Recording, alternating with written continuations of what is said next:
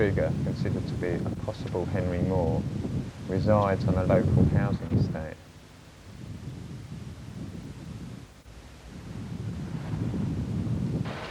On the wall of the NCP car park is this huge mosaic with its distinctive 50s style. Slightly more memorable than some other wall panels around Hemel.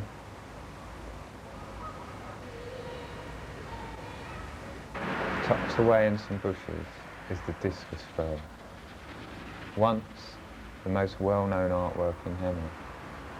Here he is adorned in Take That bubblegum stickers and can often be seen with a can of beer in his hand or a smouldering cigarette up his bum.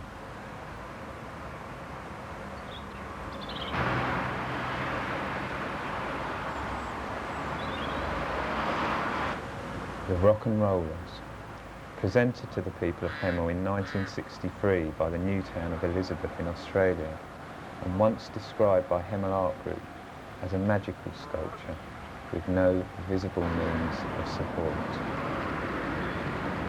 The history tree, celebrating the various stages of development of the new town.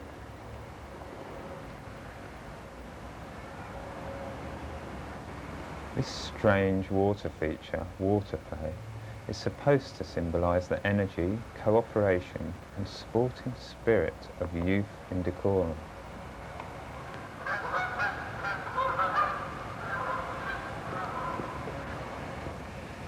A vandal-proof bronze map of an idealised view of 1947 Hemel Hempstead.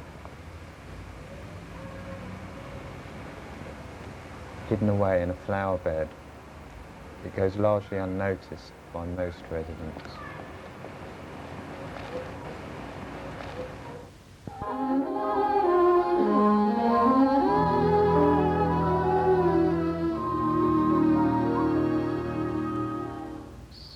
This 9-foot by 18-foot arch of reinforced concrete and mosaic tiles by the sculptor Colin Lambert was erected to commemorate the building of the first 1,000 houses and the first school in Hemel Hempstead Newtown. It has become a well-known local landmark. The rainbow has symbolic meaning for every child and adult. The sign denoting the union of heaven and earth, the bridge or boundary between the world and paradise. Up above the streets and houses, rainbow climbing high. Everyone can see it climbing over the sky. Paint the whole world with a rainbow. As a child, these words from the Rainbow theme tune held far more substance and identity for me than the Lord's Prayer. The rainbow as a weather phenomenon is peculiar to a climate such as ours, and as a metaphor symbolising hope, dreams, aspirations, it holds significance for us all and is ingrained as part of our culture. Somehow this dazzling, bright, coloured object seems strangely displaced at the end of this row of empty shops. There's no crock of gold to be found at the end of this rainbow. Just some ugly street furniture and Burger King.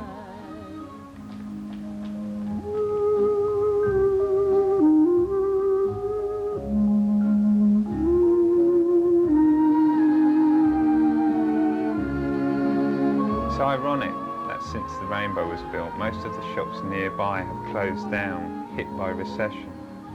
Yet the rainbow stands triumphant, unaffected, glorious and shimmering like a giant smirk. It announces its bold promise of a bright, multicoloured future as people scuttle past, hiding beneath umbrellas. I think this sculpture belongs in another town, a place of joy and laughter where troubles melt like lemon drops away above the chimney tops, a land of daydreamers and visionaries. Then again, what would they want with a 19-foot concrete rainbow?